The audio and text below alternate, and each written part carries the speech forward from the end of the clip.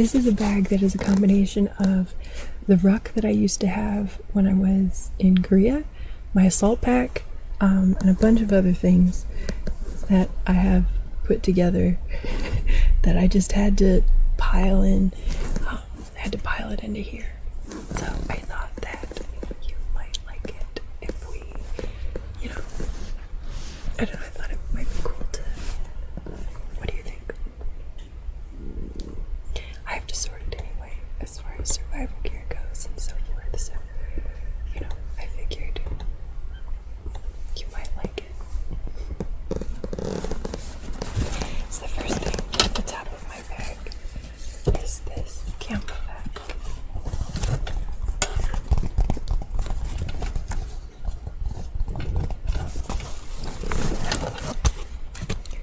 This is my Camelbak. I got this because I was trying out for EFFE, and the last event in EFFE is a 12-mile rock march. And so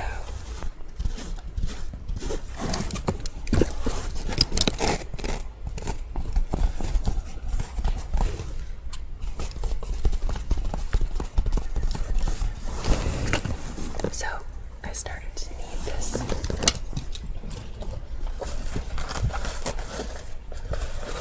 Now my longest rock march I've ever done is like 30 miles. 30 something, 35 I think. But timed with like a good time, 10. We got it down to 11 minutes and 45 seconds a mile for this one, which is enough for EFFE. So, meh. It's okay, baby. I just thought it might be fun to talk about survival gear.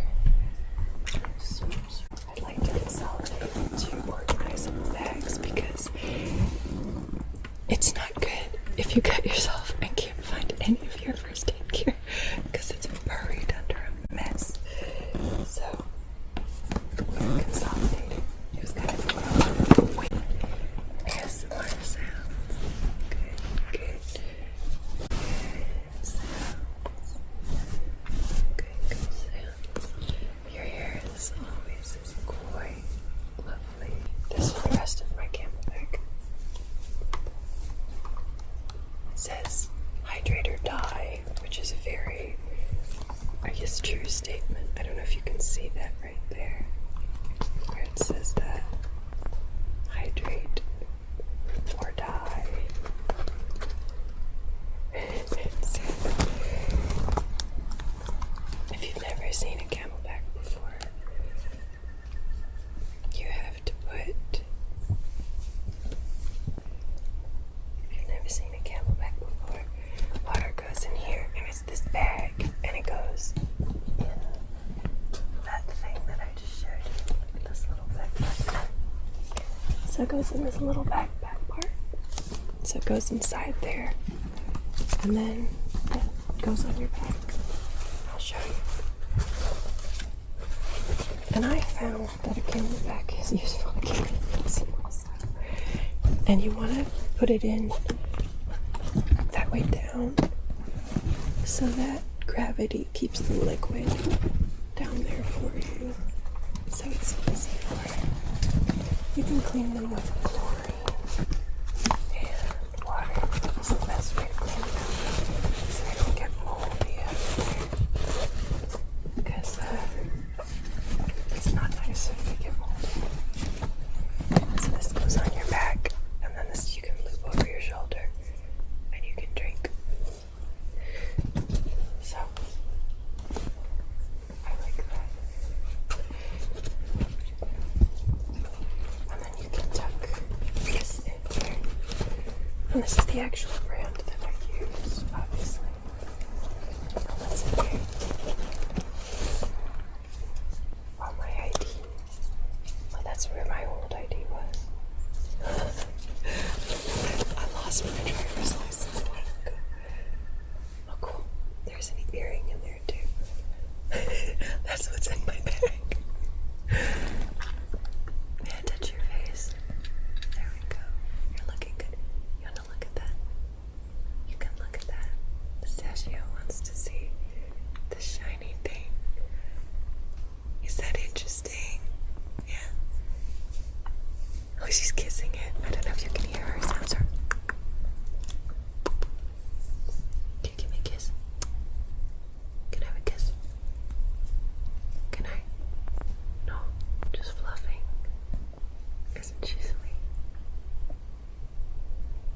Just looking down there. Close your eyes with me and listen to the jungle sounds. So that's the Camelbak. So we can put some things in the Camelbak itself. That can be a separate bag. But the goal is to reorganize so that we can actually find things. So it's not just a nightmare. And probably jewelry is not necessary for survival. Probably not needed. I don't know where to put it though. I guess I'll put it down here. Alright, next thing. This is Tegaderm. You may not know what Tegaderm is. It makes crinkly, crinkly sounds. Crinkly, crinkly Tegaderm. Crinkly, crinkly Tegaderm. What's happening back here? Something is going on with the spider web next to me. Can you see this like haze of spider web? We're gonna pretend that's what's happening. So, Tegaderm, transparent film dressing. This is kind of like wet dressing. It's really good for like burns and things like that. So, even though wet spaces are where bacteria likes to grow, it's good to keep things covered and moist. I had always been taught that things heal better if they're exposed to air and they're not like covered and there's a bunch of like moisture for bacteria to grow, but that's actually not true. According to the Wilderness Medicine Society guidelines on wound control, you want to have things covered, and it really has made a difference. This cut, which was, like I said, down to the tendon, has already like started to close over really well in just 3 days because I've kept it covered. And this is not a good wrapping. This is not how you would know. I had to do this because of the position of where the cut was. I cut directly into my thumb as if I was trying to take my thumb off. And in order to have the skin approximate correctly, I've like tied my hand like this so that my thumb kind of stays in a neutral position. Usually you'll see people wrap around, and when it was originally done, I wrapped it around a slightly different way. So, but yeah, this is Tegaderm. Tegaderm. Sounds are okay, right? Not amazing, but okay. That's Tegaderm. So we'll make a pile for like medical equipment to put in a pocket. So that's Tegaderm. And a separate one for books. The reason I say that is this is my arrhythmia paper. It shows you, it's really cool. We'll do a whole tracing video just about this one day. It's the coolest piece of plastic. This shows you arrhythmias. And so you can see 41 6-second EKG rhythm strips. So you can see different heart rates. Like a normal, can you see? I don't know if it's going to focus, but this is a normal sinus rhythm. See that? And this is sinus bradycardia. I don't know if I'm going to be able to find it. It's really hard to see. But like this.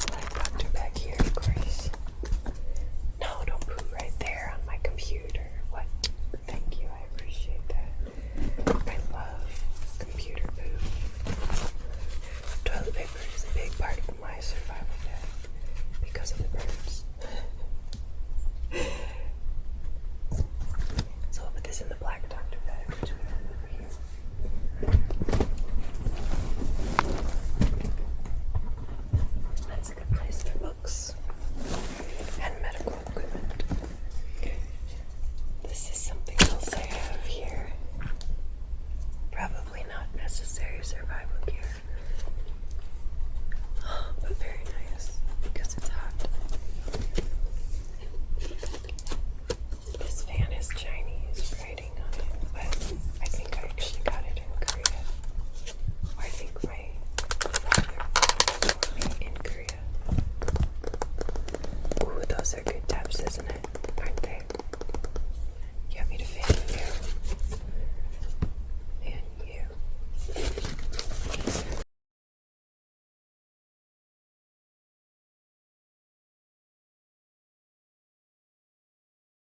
Doesn't need to be near the survival gear. Put that in the props bag. We need to address this. This was in my survival bag, but I don't think it needs to be. I don't think it needs to be.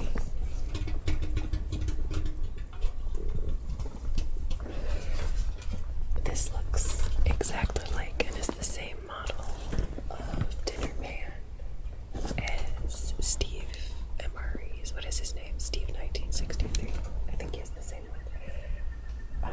But I find these to be very inconvenient. I know some people like to bring them. I don't see any survival situation in which I would ever actually use this because they're so heavy. Oh, this is going to go in the picnic basket. Uh-oh.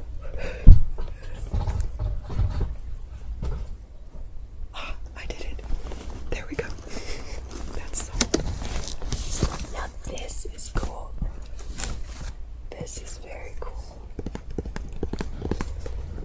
This is an anchor.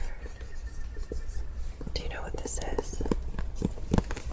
Let me open it and show it to you. See what you think. Does everything look okay, video quality wise? Like, I worry that it's too dark or that you don't. I want you to see, okay? As you're sitting and hanging out with me. I know I'm breaking the immersion, but I do love to hear from you if things are going well.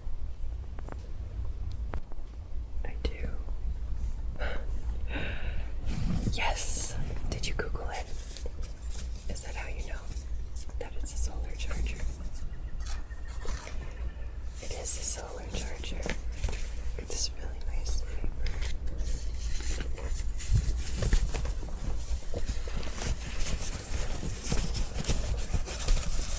It's really interesting. It's not shaped like you think it would be. It's very light.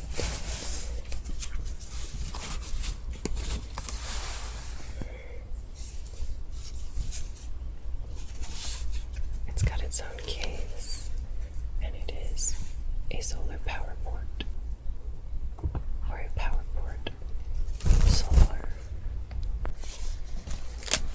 It's got Velcro, so I'm going to be real gentle with it so it doesn't hurt your ear.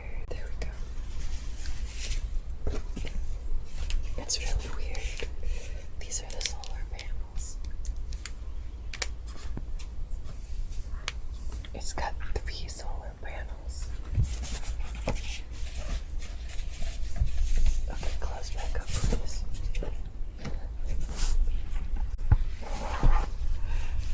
And in here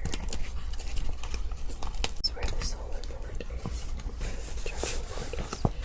The charging board is in there. See? Peekaboo. And then it's got this so that you can take from USB to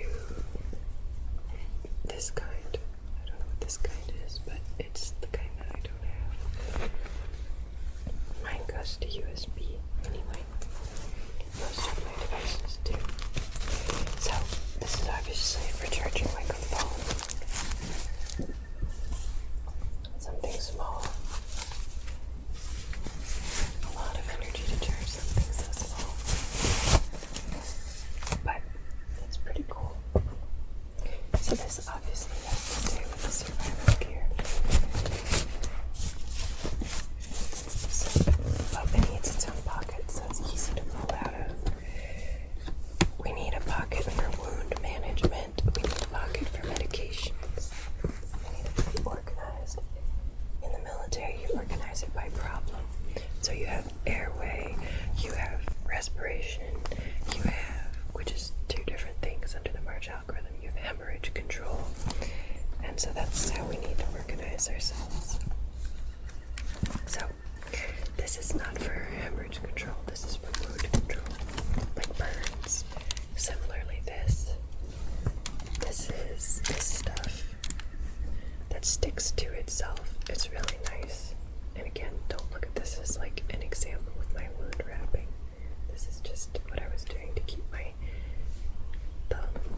position it needed to be in, so that I would show you, but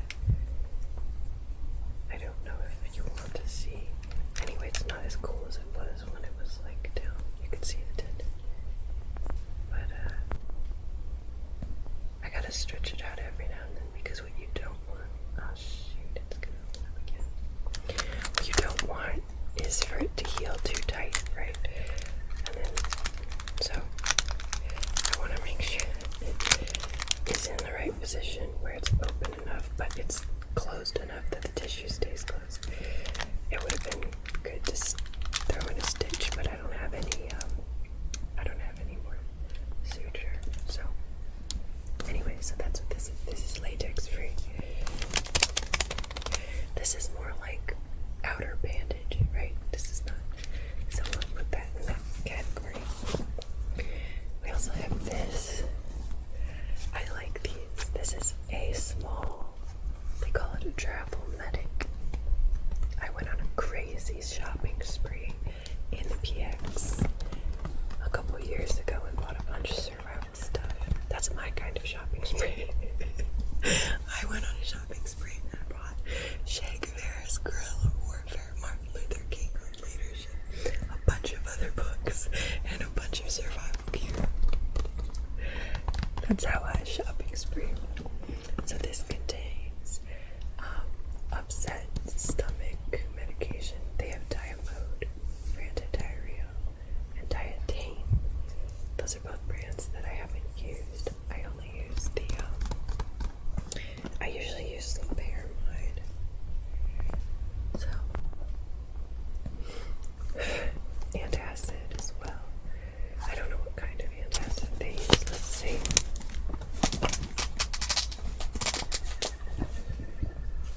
You can put your name on this kit. You can put your name, your country, address, phone, allergies, blood type, all those kinds of things. And it's basically just got a bunch of little medications in it. It's got a Band-Aid. So it's got this, it's got moleskin, which is really helpful for preventing blisters. That's what this is.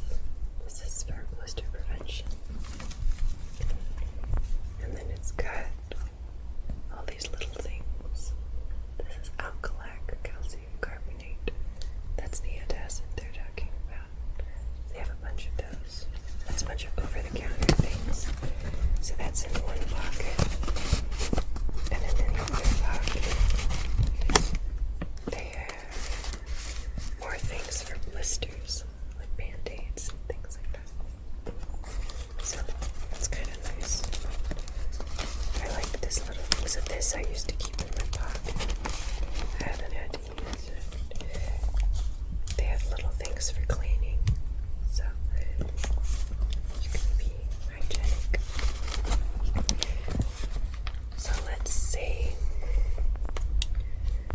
where. Oh, they have safety pins too. That's kind of nice. I'm not sure where to put this kit because I kind of want to give it its own. What do you think? I mean, it kind of should have its own little place. Probably shouldn't be in a bag. It probably should be in a pocket. Right? I have a emergency kit in the car. That's specifically for the car. And then I have this one that I'm fixing now. This bag of stuff that needs to be sorted so that I know, what needs to be replenished. You can't know what's missing unless you check. So I now know what's missing. Suture is missing. Staples are missing. A bunch of things like that are missing. So feel free to tell me what's in your bug out bag as well. So I'm not sure where I'm going with this. I guess the blister stuff, kind of like the Tegaderm, is good for topical things. So, and then I've got this. I've got a thumb spica for if you break your wrist.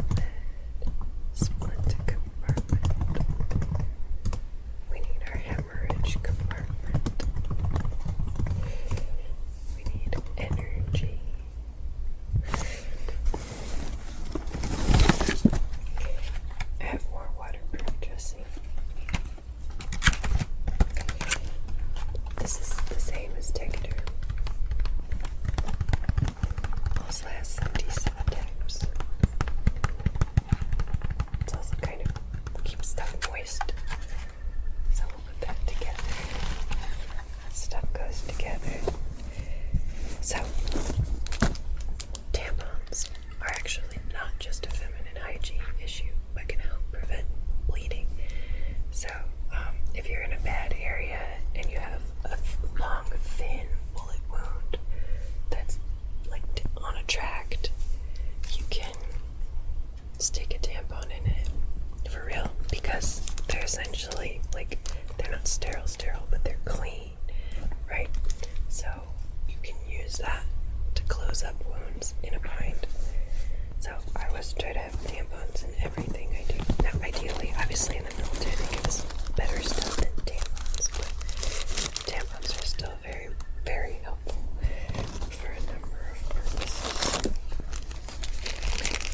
We'll keep those we'll put those in hemorrhage care. So hemorrhage care is its own topic.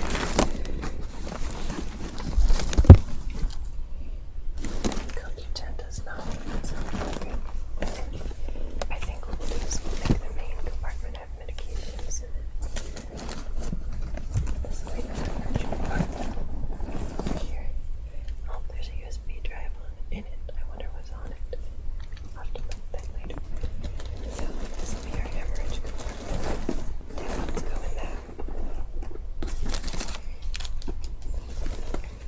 So this is a cool thing. Look at this. This is a survival shelter. It's a bivouac, emergency bivouac. I'm pronouncing that wrong, I'm sure. I don't actually know how to pronounce it. But I'll show you. It's like a little,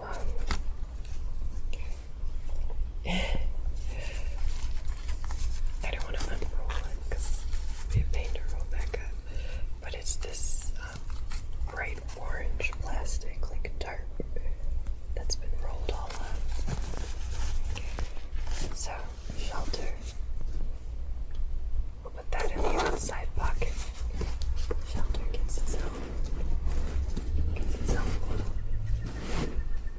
Why was that scary?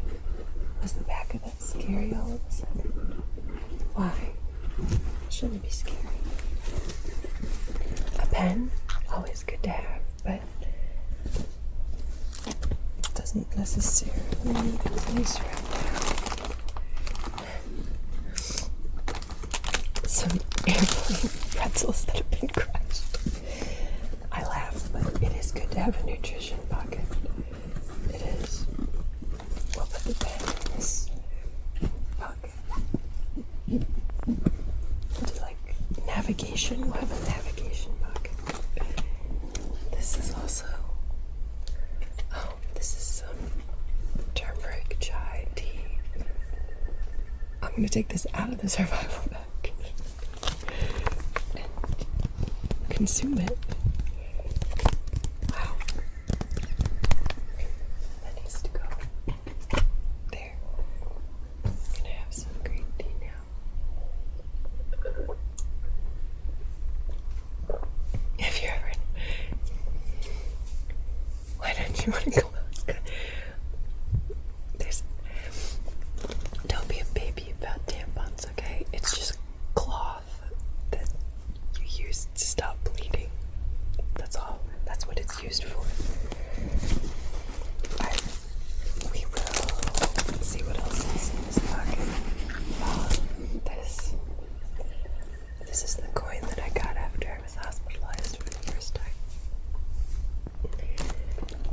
It says, sometimes you're between a rock and a breakthrough. Proudly celebrating 30 years of hope, Laurel Ridge. It says, I am strong, I am able, this is my resiliency.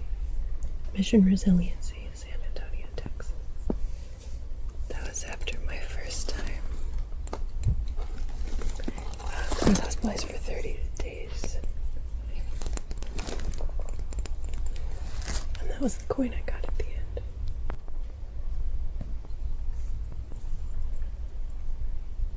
And I'm still alive. That should go in the navigation pocket.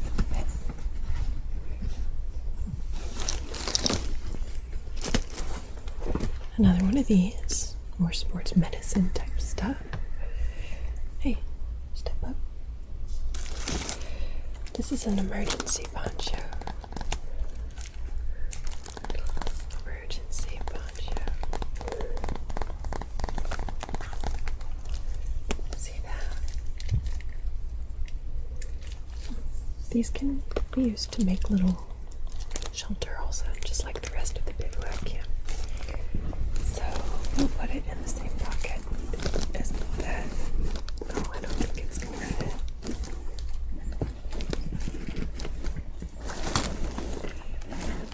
I'm not sure. Okay. Now I really want it in there. I'm gonna make it fit.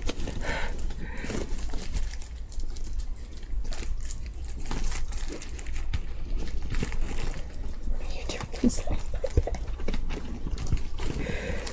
I bet if we fold it, it can fit. Fit you in. Okay. That looks like that's in there. We'll figure out a food pocket in a moment.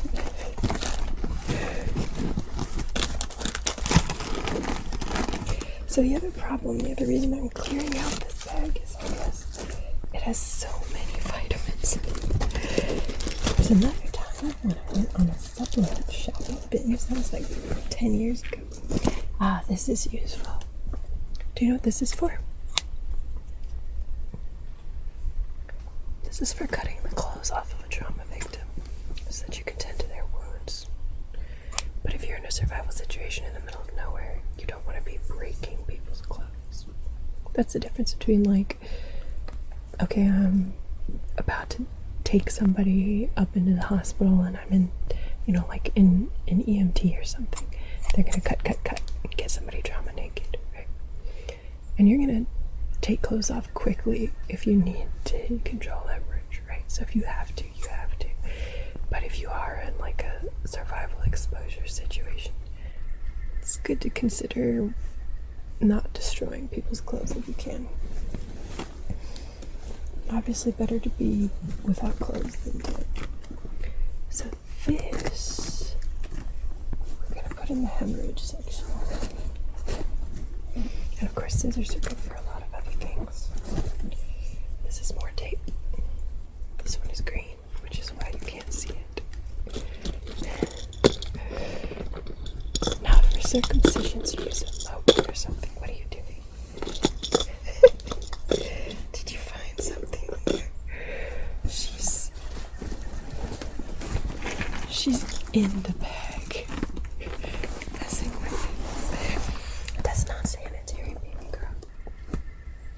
Why don't you sit up here? Thank you. I hope you don't mind having her on your head. I hope that's okay. There is such a thing as an emergency circumcision, by the way. Sometimes folks will develop a really tight, like the foreskin can pulled back and get stuck behind the phallic head and start to choke it and cut off blood flow. In that case, an emergency circumcision is warranted. You basically cut the foreskin to loosen it, to basically split it open so that, you can have blood flow to, what is an important organ. Excuse me. This bird is knocking your head sideways. So there is such a thing, actually, but not in a wilderness setting. Like I would be shocked. And I'd be very concerned. Because it'd be very difficult to do in a wilderness setting. So, it's more sports medicine type stuff. Because obviously that's not sterile. Okay. It's another Band-Aid. Some more wound care stuff. I think we're at the point where we can make a wound care section. Probably. Or sports medicine section. Let's make a wound care section. All this stuff goes in this corner.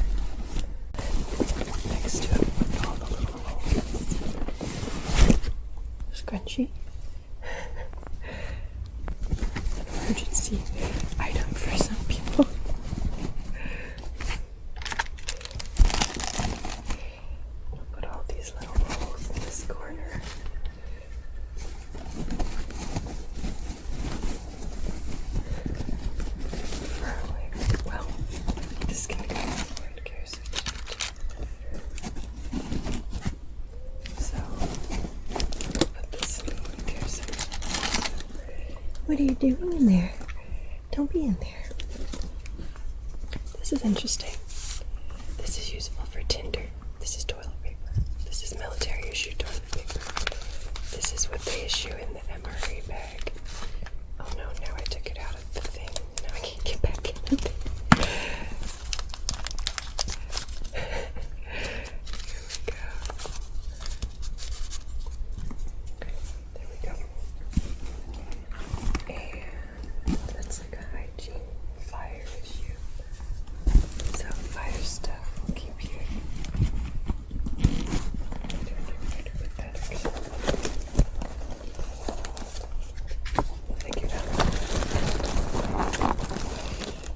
You sneeze? Oh my gosh, that's so cute.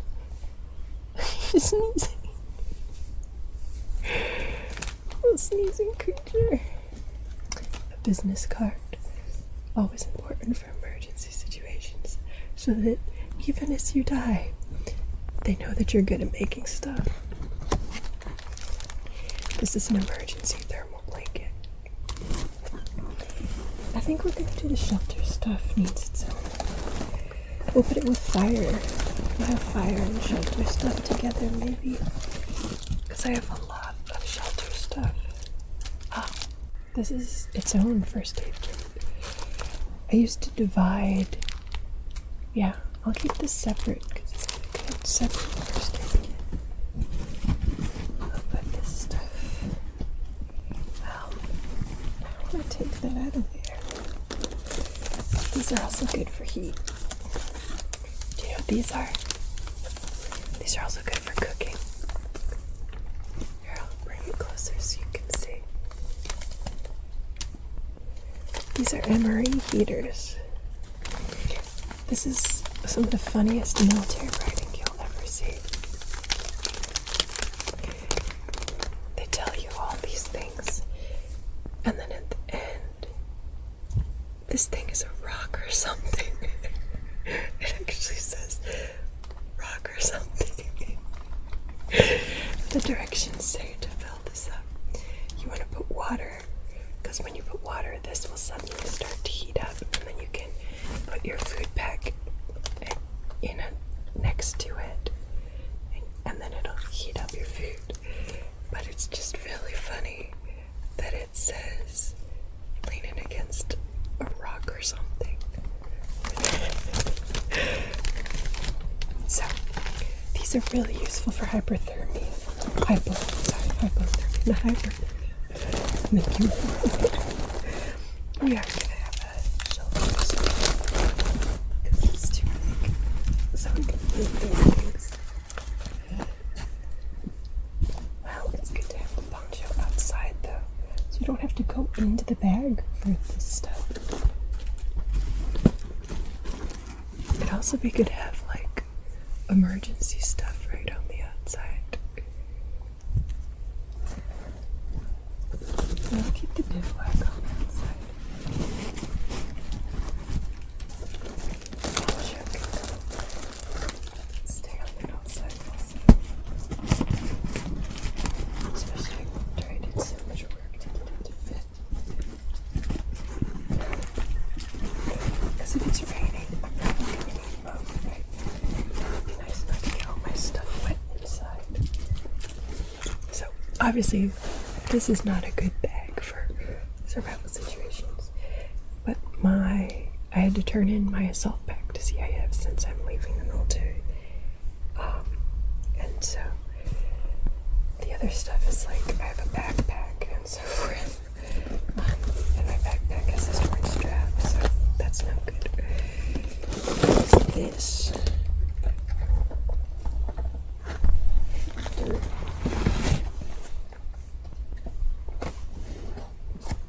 This is, you're just about to see something that has been used for current survival. I don't know about wilderness survival, so I don't know if it needs to go in this bag, but this is an N95 face mask. This is an occupational one. This isn't a particularly good military one. Or, I mean, it isn't a military one. I mean, it's not particularly special for medicine.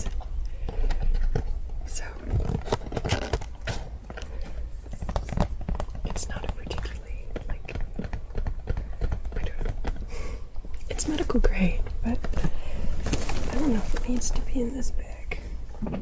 Well, what else would it be in? We have one medical bag. So, I wouldn't go in the main compartment.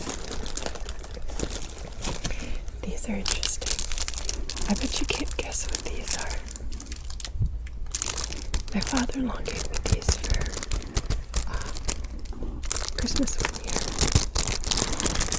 He and I always get each other, like, I guess you could call them like prepper gifts. I don't think it's really like that. This is iodine to protect your thyroid in case of a nuclear, thing. Iodine's also useful for purifying water. So, but these specifically are the dose that's for your thyroid gland during a nuclear emergency. They need their own compartment also.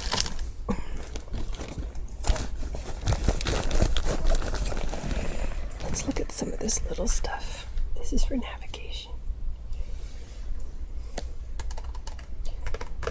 This helps you look at the scale on a map for land nav. It's a protractor. I don't know if you can see it. Can you see it? This is the one I used in Korea. Let's see. I wanted to put things in this compartment, but this compartment is squished, so I guess land nav can go with the other survival stuff, like that stuff where the MREs go.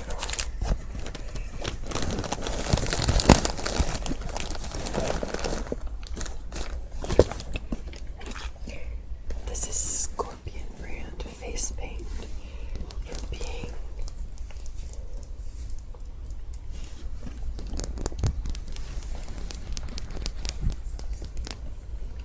for camouflaging your face so that you don't get shot. I've seen people do it in really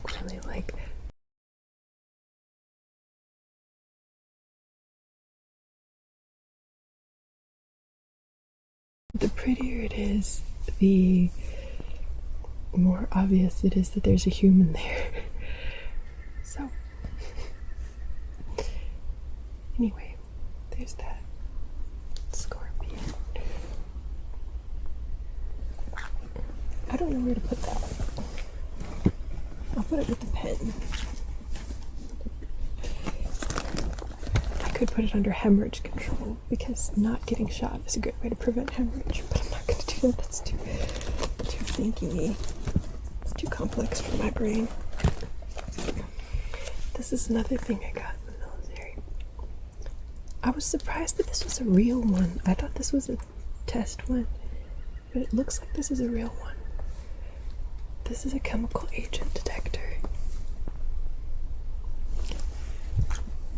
It's a kind of paper that you use to detect if, it's a bad chemical agent that you're being exposed to, and whether or not you should put your gas mask on. I'm going to put that with the iodine. Yeah. I love you.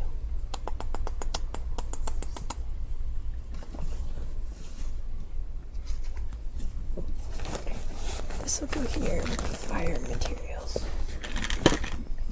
This is another coin. This is the coin they gave me after my spur ride. It's very heavy. Yeah, like litmus paper. This is my unit. No task too tough. That's the blacksmiths. After the spur ride, they gave this to me for good leadership and having a good attitude and stuff. That was a weekend that I had planned to die the next Tuesday. But the spur ride was really, really good for me. That's when I rocked 30 miles. And everyone with me, was bleeding between the legs because of how much we walked. People's skin and everything was disappearing. It was kind of hardcore. It was very wet. we had a simulation where there were like, we had a simulation with actual smoke explosives and stuff, but we also had one with like the sounds, and you had to dive into the mud and you had to drag your battle buddy underneath the barbed wire, and it was what I joined the military for. I mean, it was awesome. So suddenly, for a brief like 24 hours, like I was just kicked into survival mode, and everyone else felt really sick the next day, but I had been feeling sick, right, because of the fibro. And so getting all the adrenaline, I felt really good the next day, because I was in so much pain normally that exercise pain at that point in time was actually kind of a relief. I don't know, it was amazing. I had so much adrenaline, like being kicked into survival mode was really good for me. It didn't last, still ended up breaking down a couple months later, but it certainly saved me for the time being. That's where I got this. I guess I'll put that in this pocket too. And the other one, got a bunch of silly stuff. Glucosamine control. Not really a survival thing, but I used to carry lots of medications and supplements on me. It's much better not to carry them in boxes like this, but to put everything in baggies. So I think what I'm going to do is I'm going to take the directions off, put them in a baggie, and everything packs together and is quieter if you pack them in baggies. That's what I did for NTC when we went to training exercises out in the desert. So I can do that now. I have to go and get some of that stuff. Somebody's comics. I think this person contacted me at one point. They contacted me asking to work with me, and then they turned me down. I remember you. You are not a survival gear. You are annoying. This is my really cool TENS unit that somebody gave me. It's a really small one. It needs to be charged. It takes the kind of charge that anchor thing does. Same as these headphones. So I need to charge it. So I'll take it out anyway. That's for pain. That's where you electrocute yourself. The TENS unit basically is where you electrocute your muscles so that they stop thinking they're show them some real pain and they'll shut up. This is a plastic knife. Looks like I was using this to paint. Why did you do that? I don't know if you saw what she did, but she reached over, grabbed the USB thing, and threw it on the floor. I don't know what to do with this plastic knife. You can touch something that doesn't have paint on it. Put that out there to throw that away.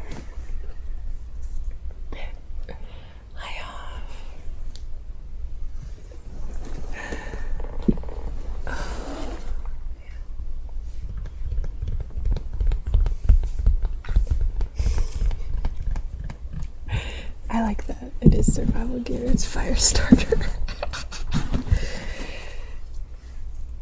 There, Huff. Let me give you some.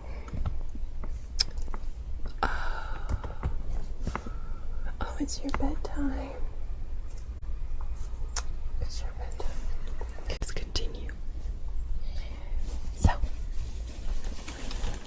there's a bunch of stuff we need to take out of these bags. Like this. I couldn't find the baggies, but fish oil. I was using this bag as my supplements and medication bag, and it's useful for that purpose. But I had also started packing full of my survival gear, and it was a mess. It was impossible to find anything. So, I think we're going to change up how we're using our medical department. This is a big deal. It's dirty, but it's very good. Excuse me, I'm going to use your hair to clean it up.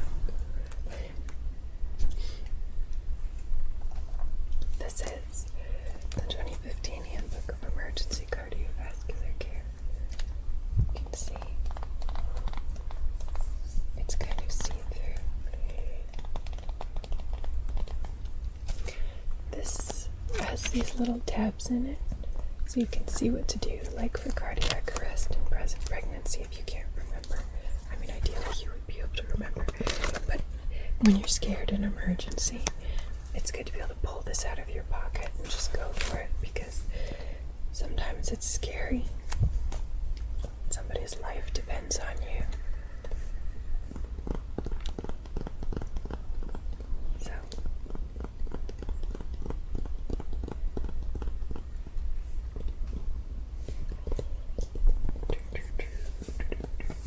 emergency cardiovascular care. This should go in my black doctor bag. So I'll put that in my doctor bag. It used to be in my uniform pocket when I was in residency, because when we were taking folks in the hospital, a lot of them were older, and so you're always afraid that an older person's going to go into cardiac arrest or something else like that.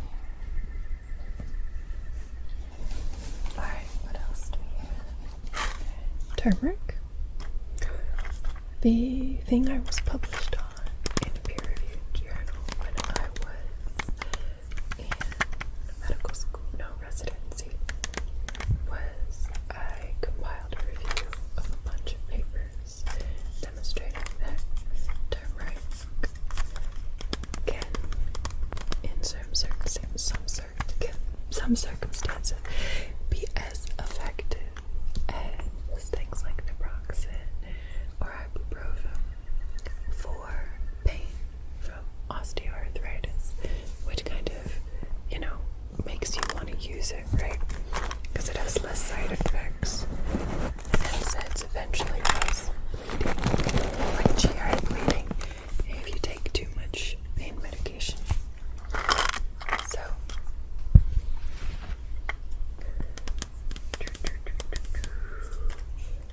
turmeric.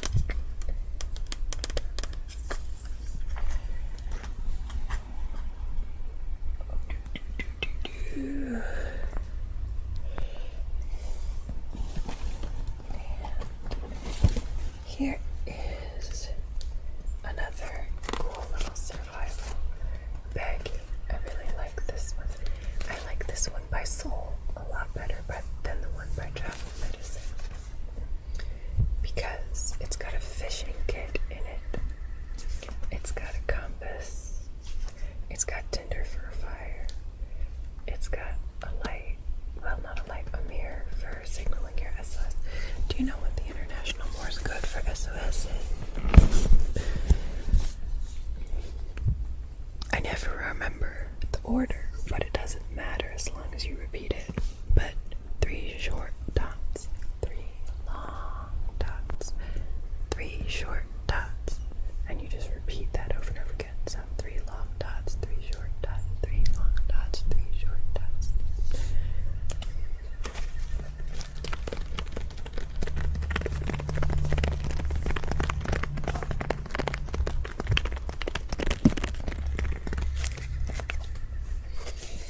So it's also got a rescue howler, which is a really loud whistle. So if you're in the middle of the woods and no one can hear you.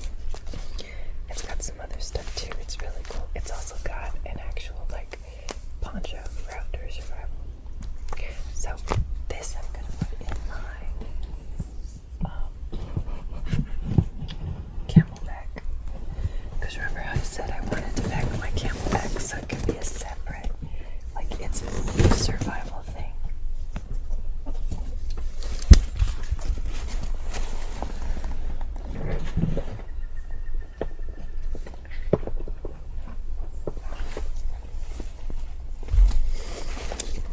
So I'll put that in here.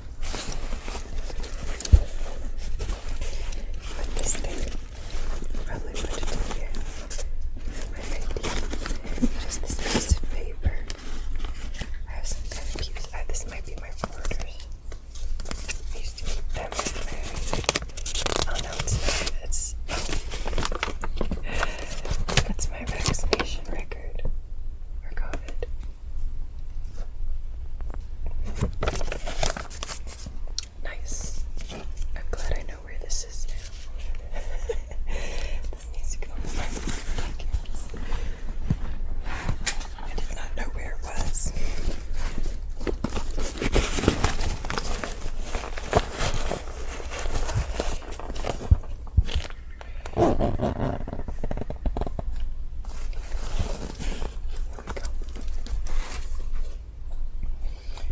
that goes there.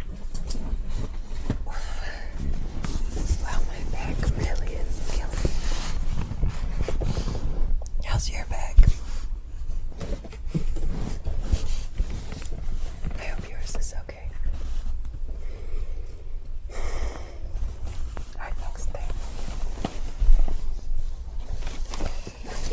Safety goggles.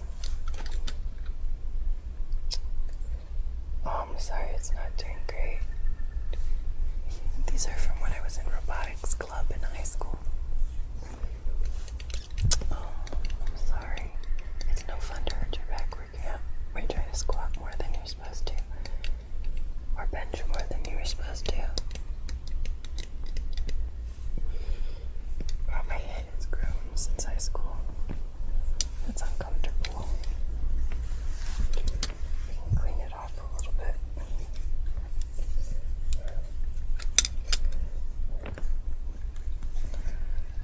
Anyway, I'm sorry your back hurts.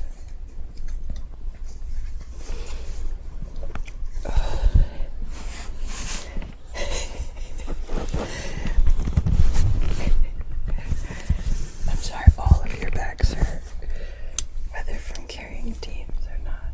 I appreciate the sympathy. I'm gonna kind of curl up next to you here so that there's less strain on my back.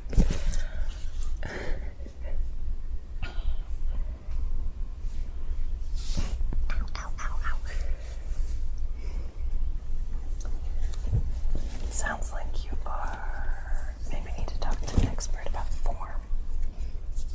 That might help. Oh look, it's another one of these. I can't remember how to do land nav, but I remember having a string was really helpful. I remember that. I remember it was helpful to have a string attached to it so you could triangulate better. So you can triangulate your angle better.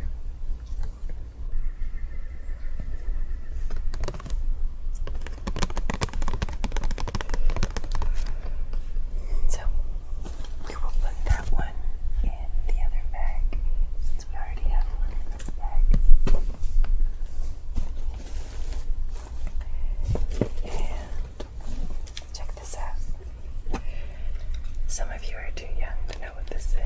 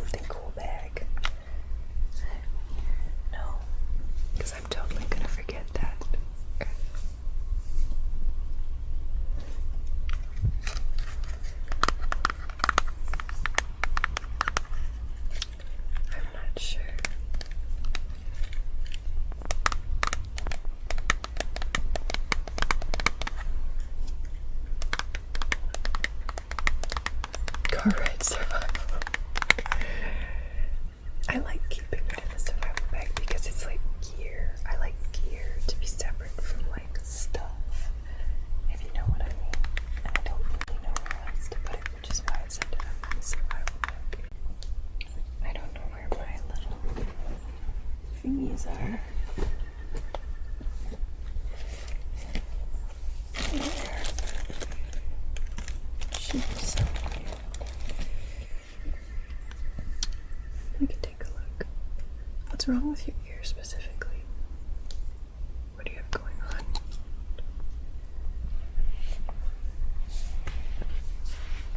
Okay. Well, what did you say was up with your ear? Okay, let's take a look over here.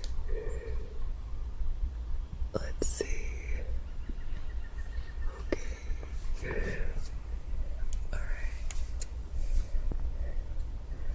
And then over here, it seems like you do have a lot of cerumen buildup. Makes it a little difficult to see, but I can see the tympanic membrane.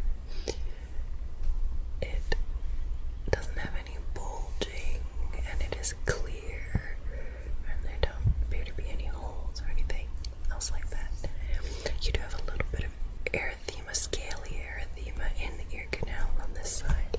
I think you had some on this side as well. I think because, yeah, that kind of looks like allergies to me, to tell you the truth. So, I think that you should take some Claritin. Colloquially, people think that honey is helpful, local honey, for allergies. I've read different sources saying that there's no evidence for that. I haven't seen the studies either way, but certainly honey is not bad for your immune system. So,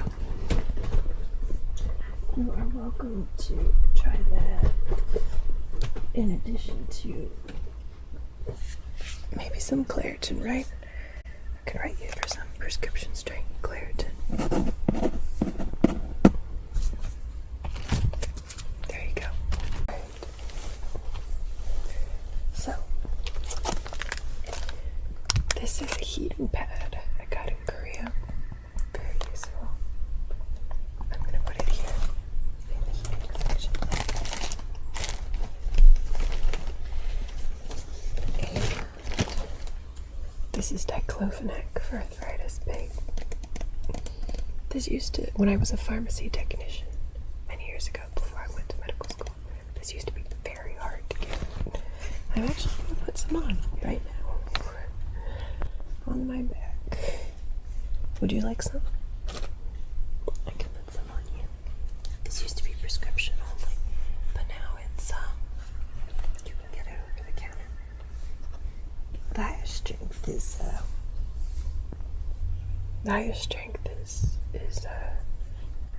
still prescription only. It's basically like a topical. It's stronger than it's like naproxen kind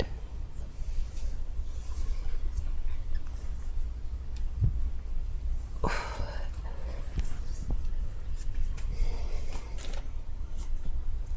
Yeah, you can have some on too. Put some on your back.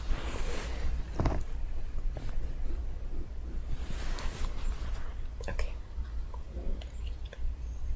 This is very useful. I'll keep it in the... I think what we'll do is we'll make the main compartment be medications. And we'll put that in there. This is a triple antibiotic ointment. This is Bacitracin, neomycin, and polymyxin. I like this. This is a good topical antibiotic.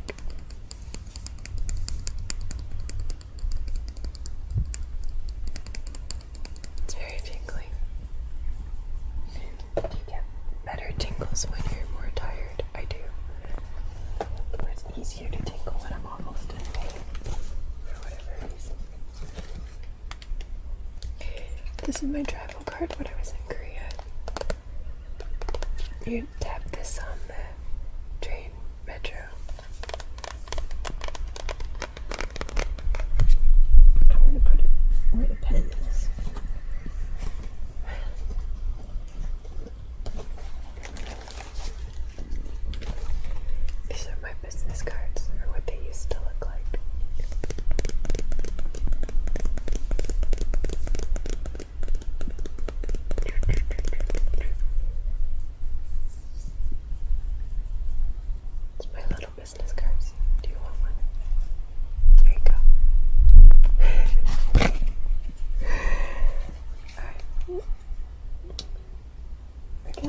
existing for identification purposes.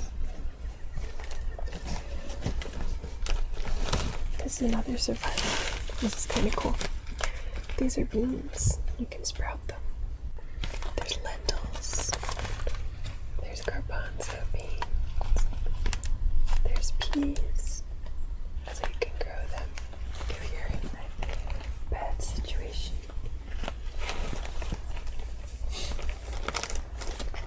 Once we figure out what category we're putting the food, we'll put that in there.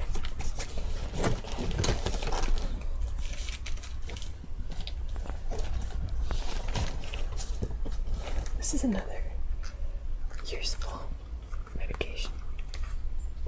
This is carbamide peroxide. This is good for that ear glue. This is good for your ear.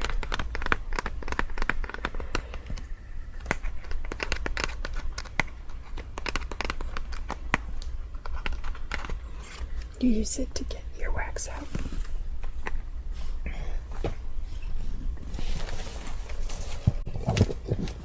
This is awesome. This is a tactical pen.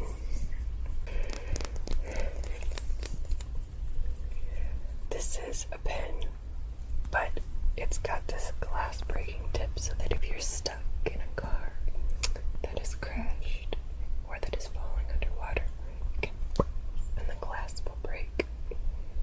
It also hurts a lot if you hit someone with it because it's very heavy. So, it's very solid. It's very, very solid.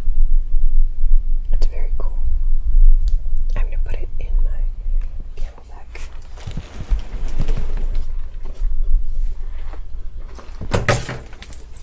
Now that was louder than I wanted it to be, I'm sorry.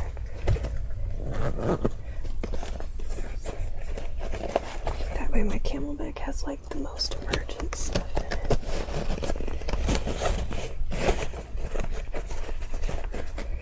So that'll be good. I don't have a lot of things for actual hemorrhage control. I need to stock up. Or I've lost a lot of my stuff. Which is the case, unfortunately. Little mask. Is this one clean? This one's clean. So, I don't know where to put that. That can go where the gloves go.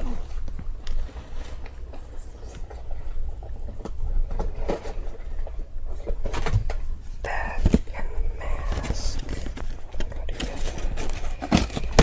Put two masks together. Put the hook in here.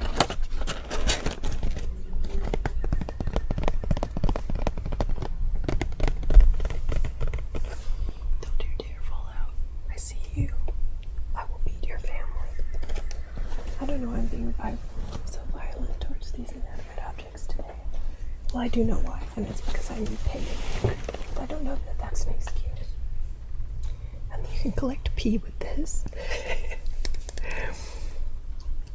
The reason I have this is I brought my, I don't know if I should admit this. I brought my beta fish to Korea in my pants.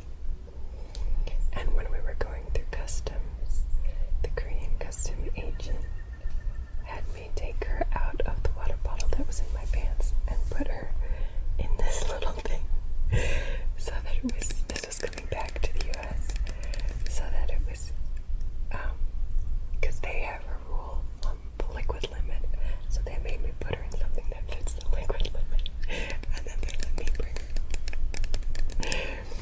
The Korean custom agent was very nice to me. Very helpful.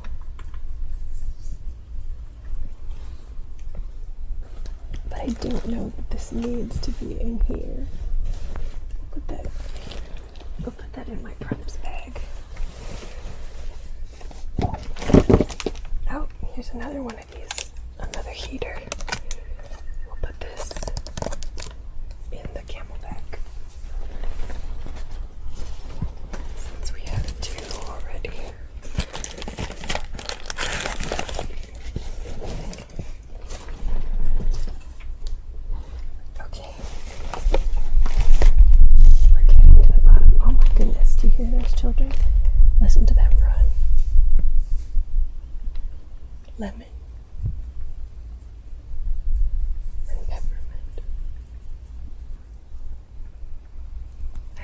husband come home and not something else.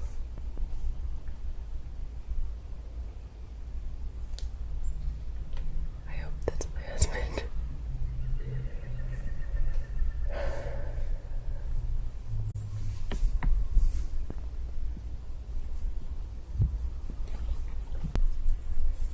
This is a friend of mine who was an atheist when we met in the hospital and is now an Orthodox Christian. And I'm really happy that I got to be a part of that journey. We don't have the same faith beliefs, but he found God, and that makes me really happy. That's what I wanted. So, I hope this care package finds you well. I wanted to reach out and remind you that you're loved and that you have such... This is private, but this was very nice. This is my friend. My buddy sent me some good stuff. I'm going to put that in here with the... It's going to have something emotionally that makes you happy. He's like my little brother. He's a sweetheart. He reminded me of my little brother a lot too. Do you know what this is? This is not scissors. This is used to grab stuff. So for example, if there's a bug in your ear, I might reach in and take it out with this. Usually these need to be sterilized.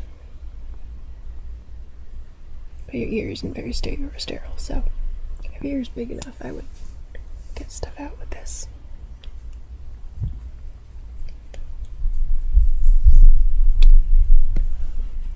So we'll put this in here. We'll put it in the...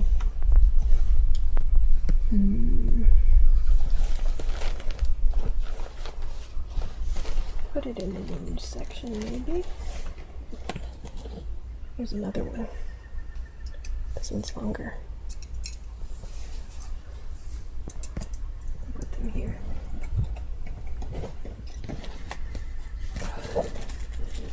More jewelry. Oh, this is a pretty one. This is a choker. Isn't that cool?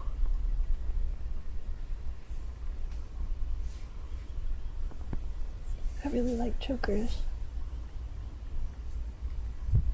Please don't take that out of context or the wrong way. In BJJ, I really like choking people.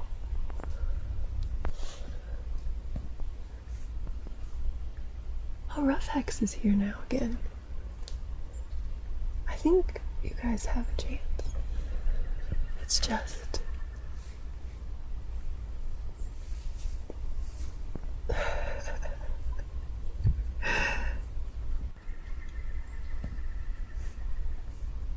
There you go. Alright, now I'm wearing that thing. Makes my neck look way longer. Carabiner, very useful. Very useful item. Here's some lip balm. Not really an emergency item. Tea is an emergency item. Because you gotta have something that's for your mental health. Something to keep your heart warm. That and the gum. Moist towelette should go in wound care because you can use it to clean around the edge of a wound. Here's another. This is an awesome multi-tool.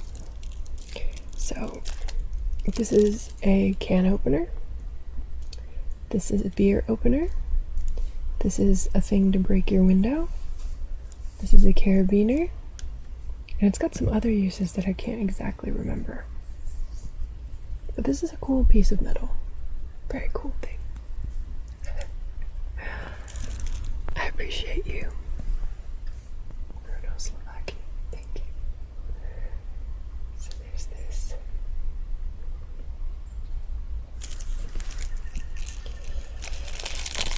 Oh yeah. Well, you would... The stereotype would be, I mean, Brazilian Jiu-Jitsu is Brazilian Jiu-Jitsu. You do expect experts. A number of experts should be from Brazil. Yeah. I think this one will put... we've already put a lot of good stuff in the Camelbak. We'll put this here and we'll clip it to the outside so that it's easily accessible. We know where it is. Come on, you. Clip. Clip, clip, clip. There we go. Now we've got that clipped. Yeah, window opener, like to break a window. Like if you're stuck in a car.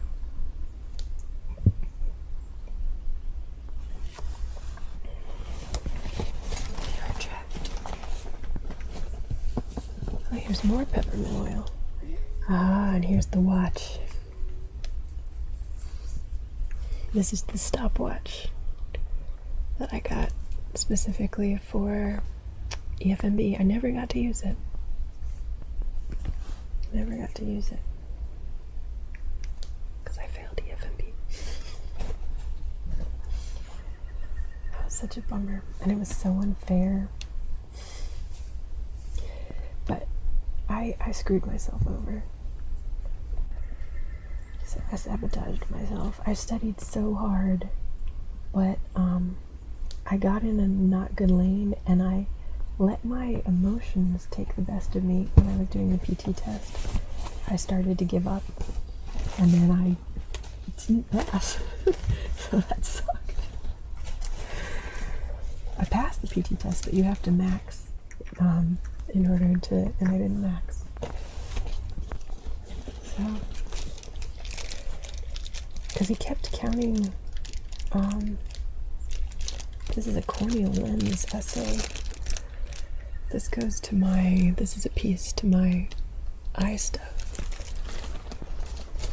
My eye exam thing. And this is important.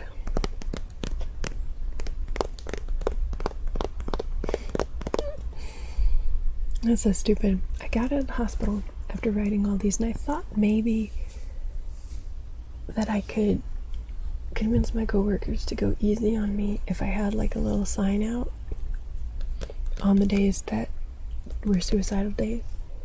But I wasn't skilled at advocating for myself at that time, so I would like try to hide it, and then also I would be open about it at the wrong time, and people were really judgmental.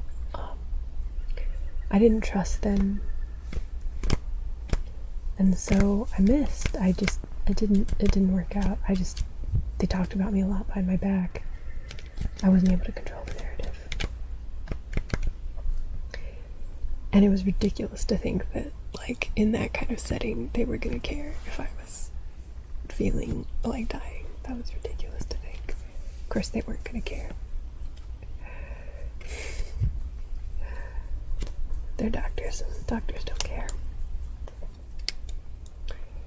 But I wrote a lot of really cool lessons that I learned when I was in the hospital. Little reminders of little things to meditate. Some of them are verses, some of them are like, this is a Viktor Frankl quote, "Sometimes you must accept fate. Sometimes you must change it. Decide what you will become." That's by Viktor Frankl. Those that know your name put their trust in you, for you have not forsaken those that seek you. Tehillim 9:10. I wrote Psalm at that time. I guess my Hebrew wasn't as good back then. The wounds are here to the last, but they will not be the last word. Do not worry that you are not recognized by others. Worry rather that you yourself lack ability. That's from Confucius, the Analects 1430. Remember the dream about the dragon, my two swords walking away from the village, and the little ground chipmunk that helped me. Wow. It's been a long time. humor. Laugh now or you fart. What? Why did I write that? That's funny. Worthy of my sufferings. That's Dostoevsky. Dostoevsky says he hopes to be worthy of his sufferings. That's such a good line. Let not the greatness of the ransom turn you aside. That's in Job. That's Elihu says that. In other words, don't give up because you have to pay so much for the final cost. Wrath remembers mercy. There is no other way to give these toxic people all your grace. Wow, I wrote a very sad poem. That was my poem. Meditate on one drop. I can't believe I wrote, laugh now or you will fart. That's very silly. What does it even mean? Sympathetic understanding. Whether for correction or for his land or for love, he causes it to happen. Job 37:13. Job is an old story about a righteous man who suffers a whole bunch and God lets him suffer. And God has a bet, essentially, with the accuser, Hasatan. And Hasatan says, look, he's gonna curse you and like fall away. I know in whom I have believed. Hasatan says he's going to he can't take it. And it's a story actually of God believing in man. Because people in a lot of modern religions interpret like the word Satan, it's like this like devil guy who's like got horns and stuff like that, but the word means the accuser. It's the accuser, the enemy. Oyevim is the word enemy. Hasatan is the accuser. It's like your adversary in court. It's the one who takes you to court and says you are not good enough. And that's what Hasatan means. Satan is like the religious person looking down on you, telling you that you're never gonna work, like no one can love you because you're so worthless, right? That's actually what Hasatan is in scripture. This is why you have to study Hebrew. You can't just assume you understand things because you've read it in English, because it doesn't mean anything in English, the word Hasatan. So Job's accuser, Hasatan, is literally telling God, this guy only likes you. Like, you shouldn't save his soul because he only likes you because you've given him all this good stuff. If he didn't have all this good stuff and he was poor like some other people, he wouldn't be this good. He's not worthy of having his soul saved, basically, is the idea. Like, he's not worthy of you. Satan is like the girlfriend, the friend of the girlfriend who's like, you can do so much better. He's like, not worth it. That's what Satan is in the story. And God is like, I don't believe you. Watch. Like, even if you take away the things that I've given him. And in the story, it's Hasatan who harms Job, not God. God doesn't allow, God allows it to happen, but God isn't the one who harms it. So it's a really hard thing because it deals with the question of suffering, like, why is there suffering on earth? And Job becomes extremely discouraged. But when I was in the hospital, and when I'm doing well, that book is not a good read. It's a downer. But when I'm really low, it's a really good read because it has these just amazing little magical points in it. And my favorite passage, Vani,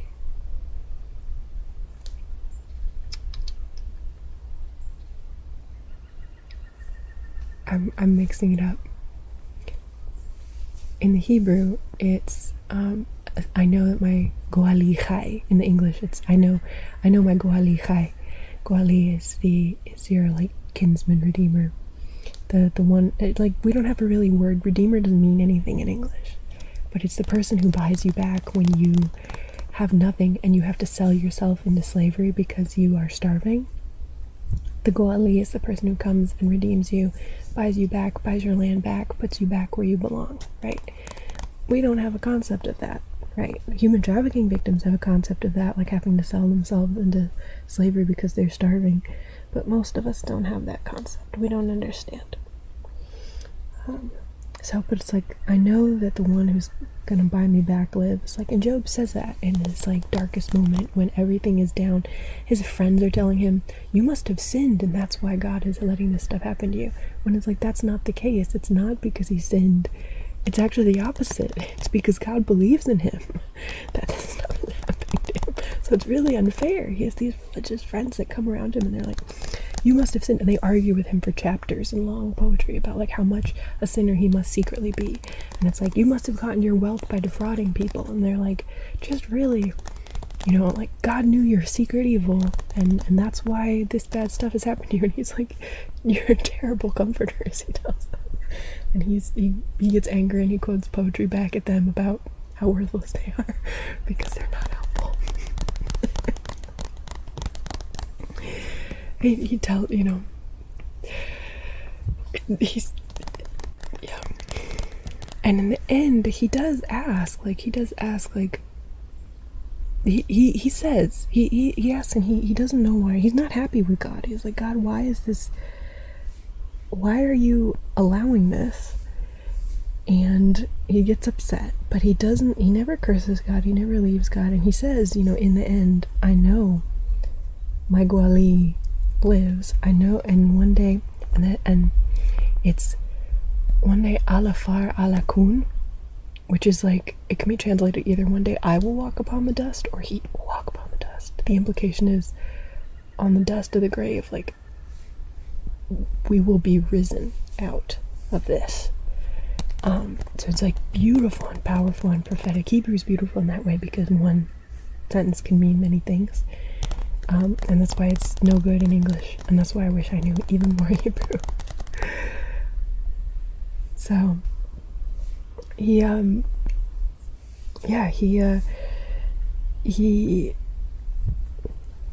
don't know. It's amazing because it's very hard. It doesn't have easy answers because at the end, he asks God essentially, like, why, what the hell? And the answer is, I know everything. I've made everything. I know what I'm doing, basically. And that's a really hard answer.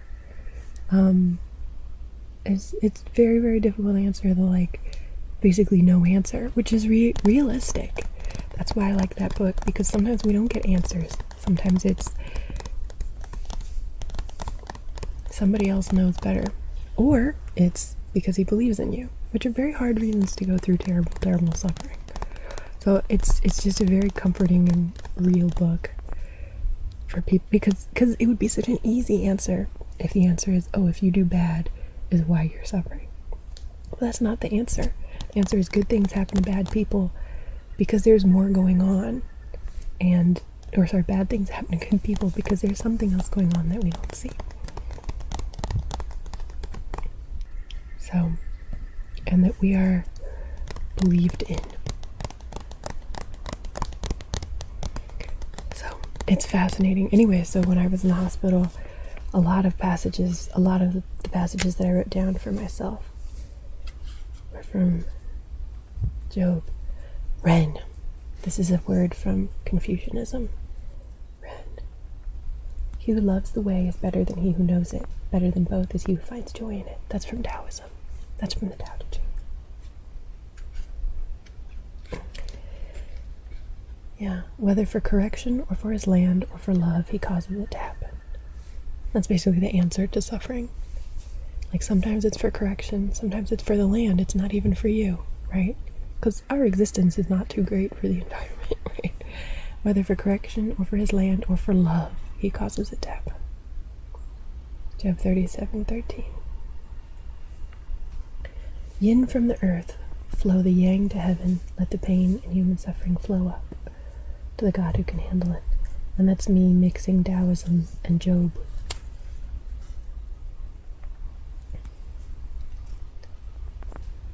Humble yourself then under his mighty hand, that in due time he might exalt you, casting all your anxieties on him. And the peace of God, which surpasses all understanding, will guard your hearts and minds in Messiah Yeshua.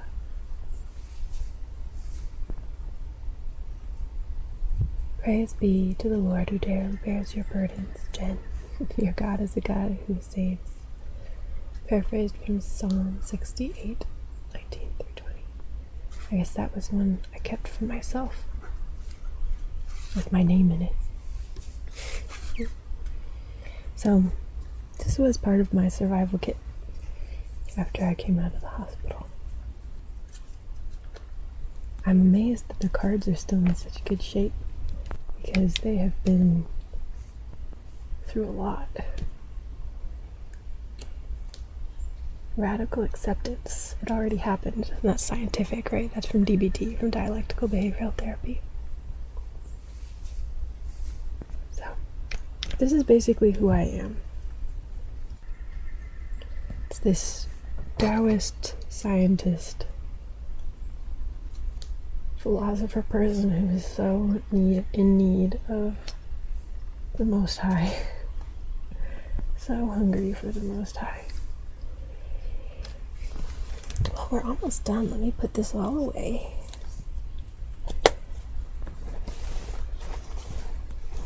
Should we put that with the water too? Yeah, let's do that. I'll put that in my... And this can be like my quick go bag.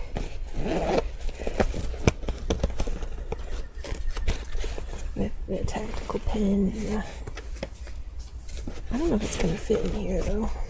Let me take out the tactical pen and put it in here.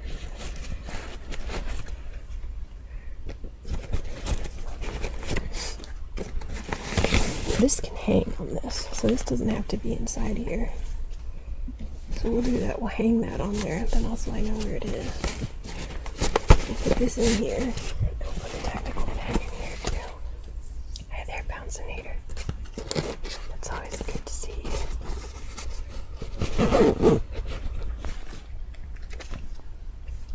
Where is this?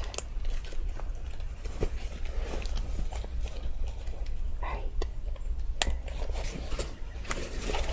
So there we go. That's a good survival. That's a good survival pack. Quick and small. So what we'll do for the rest is we will put in this big area in the middle, we'll put all the medications. Oh no, my foot is falling asleep. No. All the medications in the middle. And then we'll do the other things on the side.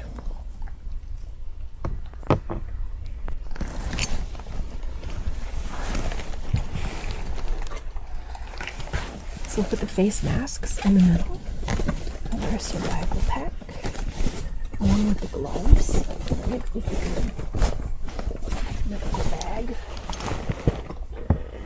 These are my gloves. I use them for videos often.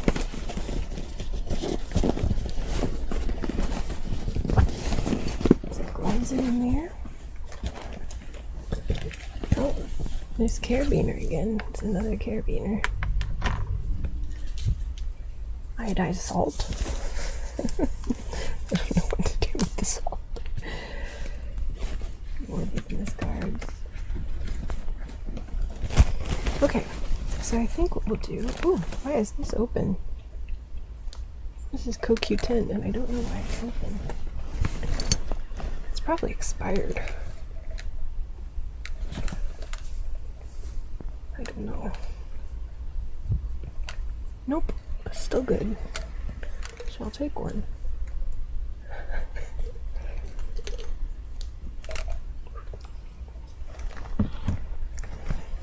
There we go. Salt to throw over my shoulder. That's funny. You're funny.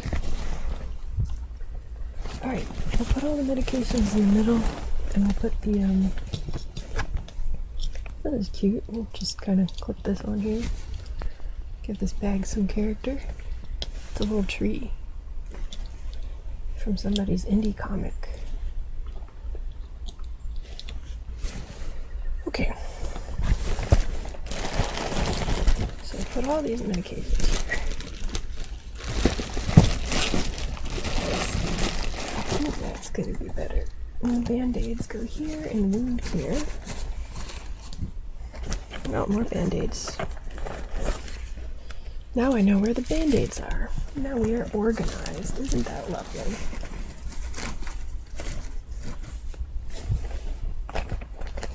These are cool. I'm going to put this in my black doctor bag. These are oral acupuncture. Acupuncture for your ears.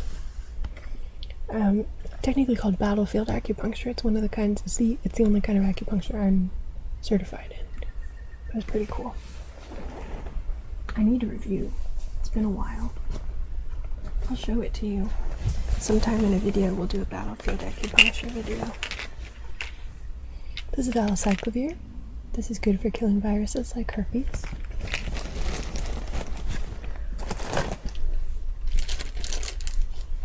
This is doxycycline, which is a phenomenal antibiotic. So this is how I like to have them. I like to have them in baggies like this. So I try to keep most of my medications in baggies, but because it's better for travel, right? Naproxen, good for pain. I should actually take this out because Brian doesn't know where this is, and Brian probably needs to take that out. Vitamin D3. I'll take one of those right now because I'm always vitamin D deficient. You can kill the virus. You just have to get rid of its cell membrane or make it pop or something like that. Your body, the cells in your body, that's how they clear viruses. They dissolve the viruses out of your body. And vitamin B6, very good for depression.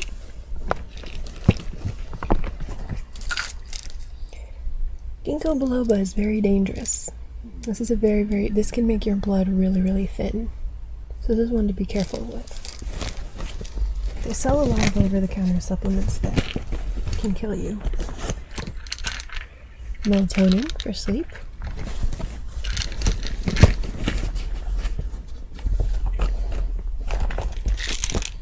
Ibuprofen.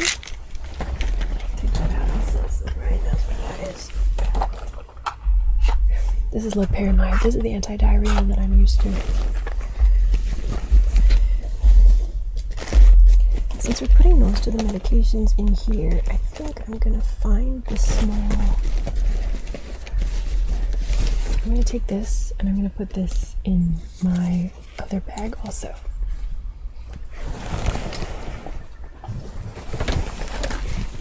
In my little survival bag. And that way, if anything happens and I'm separated from my medication bag, I still have some medications. There we go.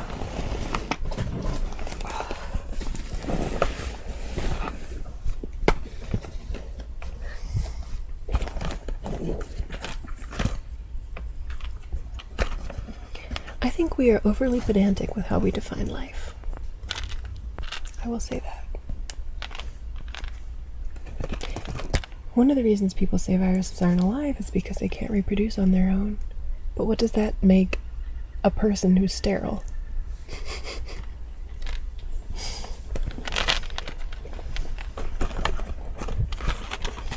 I think that our high school biology teachers are sometimes overly zealous about trying to be clever.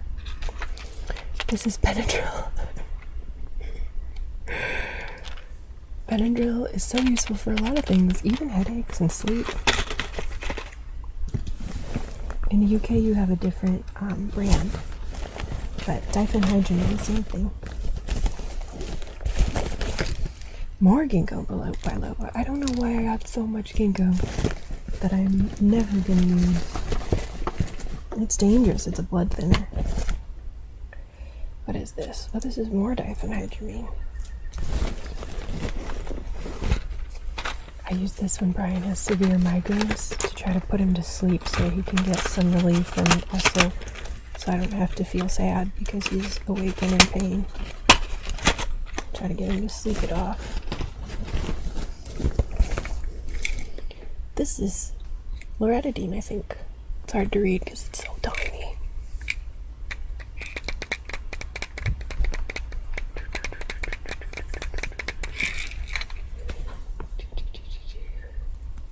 Viruses definitely have the will to procreate, like 100%. That's why they get into your cells, because since they can't replicate their DNA themselves, they make your cells do it. That's the whole thing. That's why viruses need your body. So they definitely do that. And they definitely need material.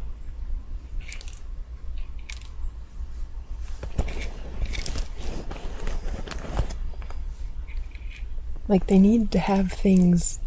You could say that they only ever eat once when they are first created, and they take in that cytoplasm that helps to form them, but they still need material to survive.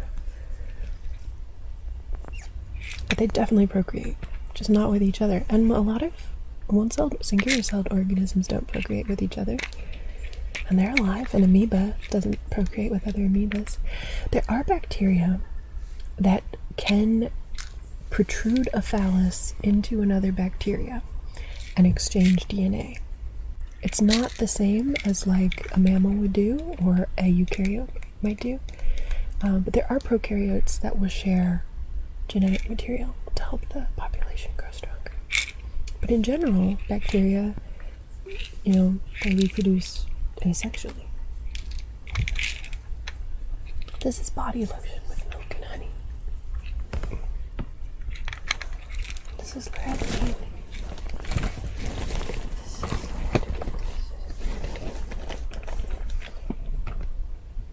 This is Septra. This is a very good antibiotic.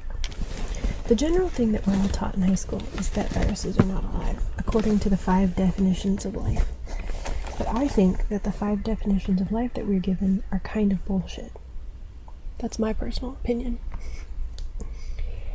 Theratears, therapy for your eyes. This is for if your eyes are too dry.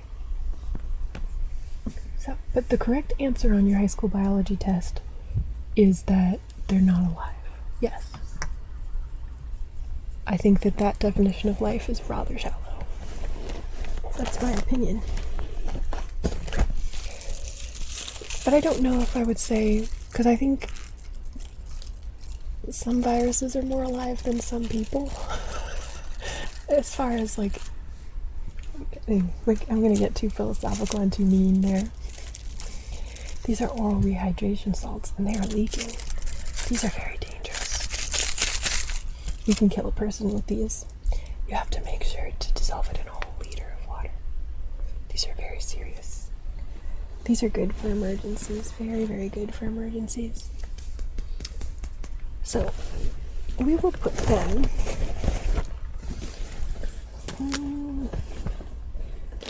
hemorrhage, heat. Right, so hemorrhage and heat. Rehydration can probably go with heat. This is like heat injuries.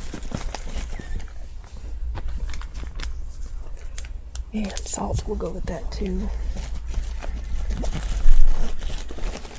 No, we'll put them out here. This is frankincense. I know a biochemist who told me that he did studies on frankincense killing cancer in test tubes. The issue is that I am not a test tube. Dropping the test tube will also kill the cancer cells.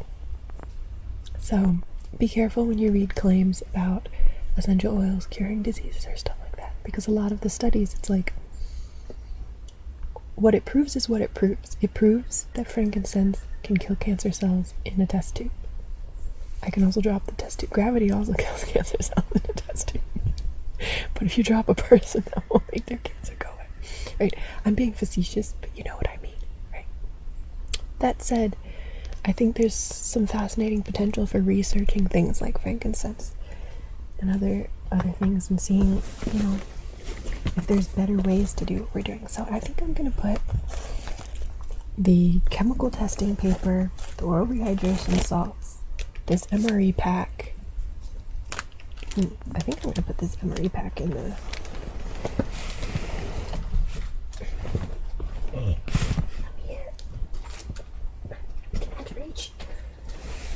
I'm not going to put this MRE pack in there because I can't reach it. Put the iodine tablets for nuclear war with those things.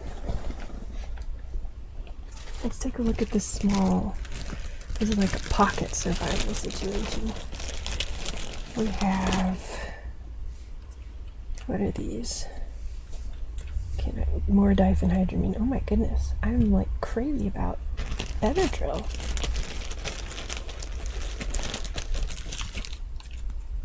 And phenylephrine. Oh, that's the good stuff.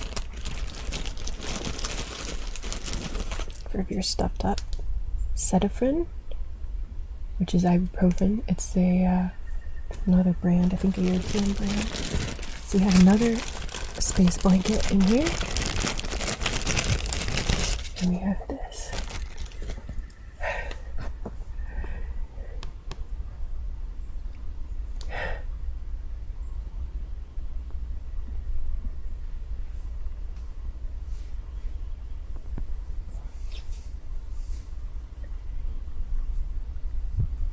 Now, the cells don't intentionally envelope viruses. And viruses aren't just RNA. Viruses, there are DNA viruses.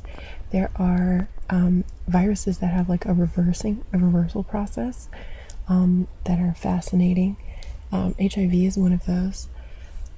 Viruses are incredibly complex. Like, the world of viruses is insane. And it's different kind of viruses, right? Like, things like COVID work very differently from like how HIV does, right? Like, HIV looks like a little spaceship that lands on your T cells and injects them. It's very scary. It connects to one of your receptors and sends stuff into the T cells so that your immune system becomes useless in fighting the virus. That's why it's so scary, is because it specifically targets your immune system versus other viruses that do other things. Some viruses just kind of float there and get nabbed, but other viruses have very, very complex mechanisms of action. They're really not... We have a tendency... Post-modernist man has had a tendency for a very long time to simplify the natural world and act like, because we're all bags of chemicals, that's like like we're just bags of chemicals.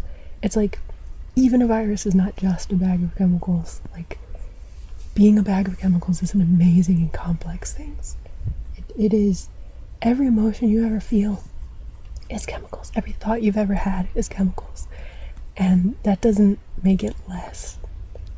It actually makes the whole natural world more. Paramecium can learn. You can electrocute paramecium and they will learn to stay away from the light. Like, that's a single-celled organism. There's an experiment they'll do where they turn on the light and electrocute the water, and then paramecium will learn then to be afraid of the light. You can, like, it's a single cell. It has no, like, Pavlovian response like a dog or something else might, but it can learn. It's insane. The whole world is so much more than we make it out to be. It really is. And that's why making antivirals are so hard. Because viral evolution is a thing. And because they're so complex. Every little... I did one of my culminating projects in college on the CD44 molecule, which is, if I remember correctly, one of the receptors that is targeted by HIV. And it's so complex. Just that molecule alone is so complex. It's amazing. This is an American Red Cross thing. But this is very philosophical.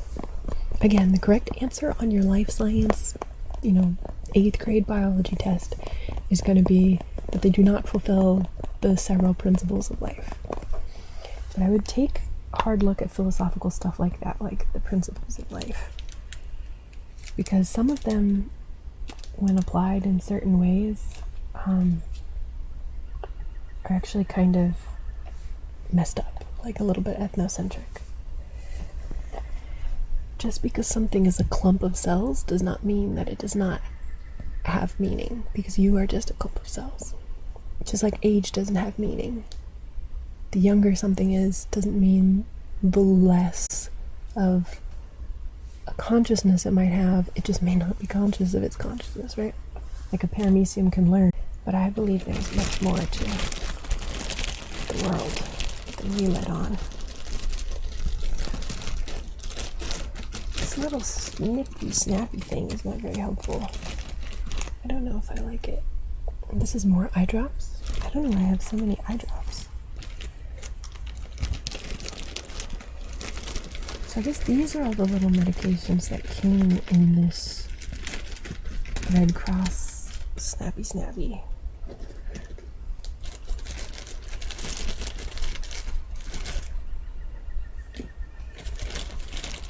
And I also don't mean to pick on you. I hope you don't feel picked on.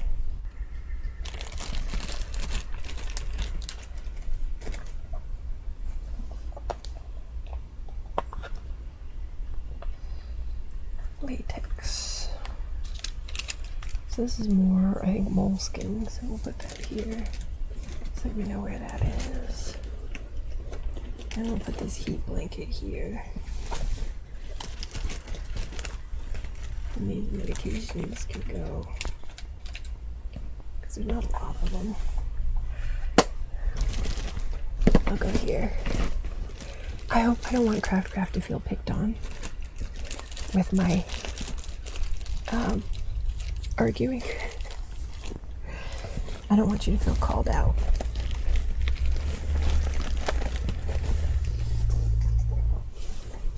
Because I also don't know if I would say viruses are alive. I know that that's the right answer is that they're not, according to that's the correct life science definition. But I also think I do think that definition is kind of narrow. Because they definitely try to procreate. They just can't do it themselves. And I know humans who are like that, who can't procreate on their own. And they're alive. The reason I'm skeptical of a lot of these definitions is specifically because I've seen them used, for example, people saying that they don't know what the definition of human is, right? And everyone wants to say, what is personhood? And I'm like, the definition of personhood should be very simple. It's, you have Homo sapiens DNA. A complete zygotic set. Not like a tumor, which doesn't have, a complete unique set. Your own complete set makes you human and gives you human rights. But people want to talk about, something is very small, and therefore it doesn't have rights, even though it has a complete set of human DNA. And then my question is, okay, so what about, babies? What about little people? Why is size important? Or age, right? So the younger someone is, the less rights they have. I understand that when something can't make decisions for itself, right, it has less rights, but where does that end? Because Hitler used that kind of thinking for eugenics in Germany. That handicapped people, because they couldn't decide things for themselves, were expendable, right? So, and that's something that's used often, is basically ableism is used to discuss life and definitions of life. So that's why I'm very careful about those kind of things. People say, oh, something is a clump of cells and it's not alive. And I have seen that there was a period of time where people said that about races of people, right? There was a time where even even Darwinism was at one point in time used to justify like eliminating people because of the color of their skin, because the idea was they were less evolved, right? That's obviously that's not how science really works. That's not how, you know, real evolutionary science works at all. But that's why I think we need to be careful with the philosophies that we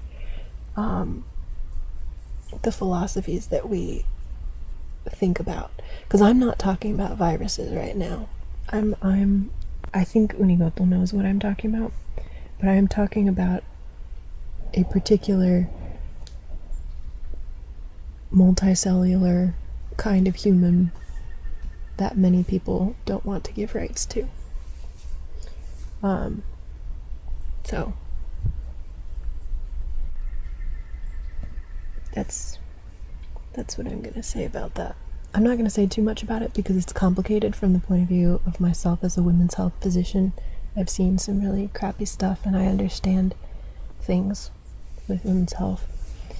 But and so I don't want to go into that conversation right now. But just think about the definitions that you're taught and what their logical conclusions are, because a lot of the things that we use to justify eliminating certain kinds of animals or people can eventually be used to eliminate the rest of us, right? That kind of thinking.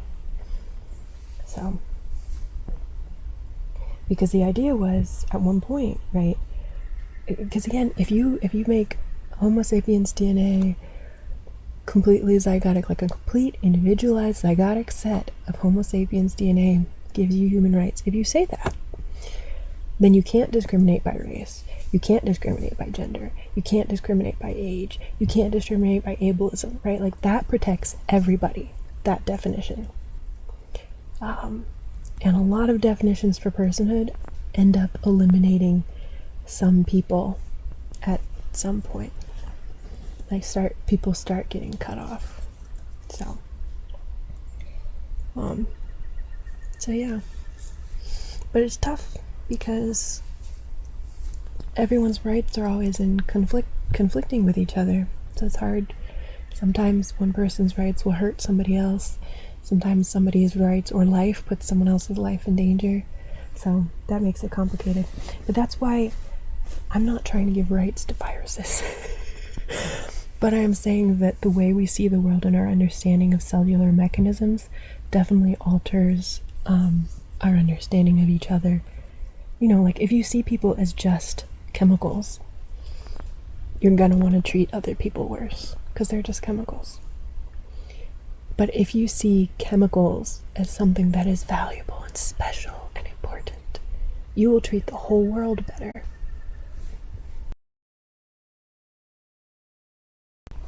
But you will. You will want to treat everyone better if chemicals are beautiful. And you will have a more, like how Native Americans did, you will have a bigger respect for life. You'll have respect for the meat that you eat. You'll have respect for the plants that you grow. You'll have respect for everything when you see the spirit in all chemicals. I'm not saying that they all have a soul, but in Hebrew, the word nefesh, which is used to talk about the spirit of man, is actually the same word as used to the life of an animal. So in Hebrew, actually, throughout Scripture, there's not a distinction made. The distinction that's made between human and not human is the lev, the basal ganglia, or the seat of the will, right? In Scripture. But it is not implied that other creatures don't have wills. So it's really not as cut and dry as Greek philosophy has left us believing. Greek philosophy is very dualist. It's like humans have souls, and this is what the soul is, and there's a soul and a body. And Hebrew philosophy didn't have that. And scientifically, I think it's very difficult to cut off where something begins. But if you need meat to eat and survive, and you recognize that meat is valuable and that animals are valuable and have, meaning in their lives, you're going to be more respectful about the meat that you kill. You're probably still going to kill and eat meat, but you're going to be respectful about it, and you're going to try to limit it, and you're going to try to do it where you need to. You know what I mean? It helps to prevent excess if you see everything as valuable.